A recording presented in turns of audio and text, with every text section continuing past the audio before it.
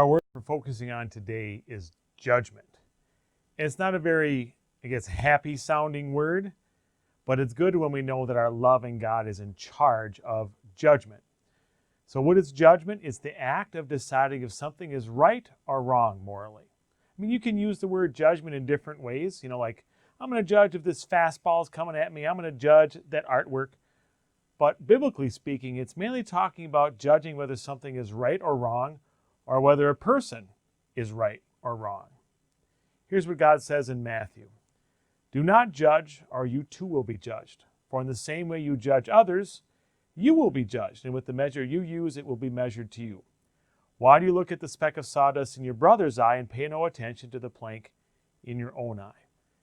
God warns us that we can judge people unfairly. Sometimes that's called being judgmental, where we look at others and we say, I can really see your flaws, but we do it at the same time. That'd be like somebody who's really out of shape going, I think that person's flabby, when they're just terrible themselves, right? And it's tougher to see the problems in yourself. And Jesus is saying, don't hold anybody else to those expectations if you're not willing to be judged the same way. In other words, we are supposed to judge and help one another.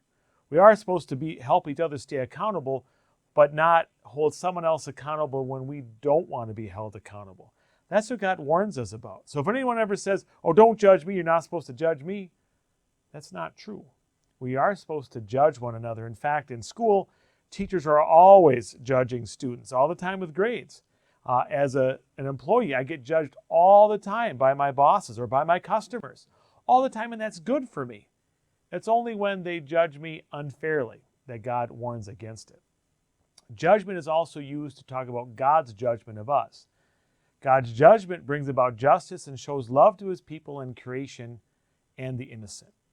In other words, when evil comes to the world and evil does bad things to people, if God just let it go like, it's okay, that wouldn't be very loving. Because when innocent people are hurt, justice is demanded, and God needs to judge that to get rid of the evil. He doesn't always take care of it in this life, but ultimately, that's the comfort we have in eternity, that God will eventually avenge everything. And so we can forgive people and forget about it, knowing God's going to take care of it. He will punish everybody as in need. He will satisfy all justice. He will come forward with judgment and judge even better than you and I can do, better than any court of law can do. He will judge it perfectly. He will decide what is right, what is wrong, who is right, who is wrong, and the fitting punishment. We use the term Judgment Day to talk about the final day. Sometimes it's called the first day or the last day. It's the day when God says everybody who's died before is going to be raised. And we're going to all stand before God with our bodies all raised, and then God is going to judge us and decide some will go to heaven and some will go to eternal punishment. Now, he'll say you go to heaven if you have no sin on your record and if Christ's deeds are on your record by faith. So he looks at you, doesn't just overlook your sin, he has to see perfection in you. And thankfully, Jesus died on the cross to take away your sin, but also gives you his perfect life on credit. It's kind of like getting into the movie theater. If you want to get in, you have to have shoes and a shirt on. You have to be dressed and covered up and have the money to pay for a ticket.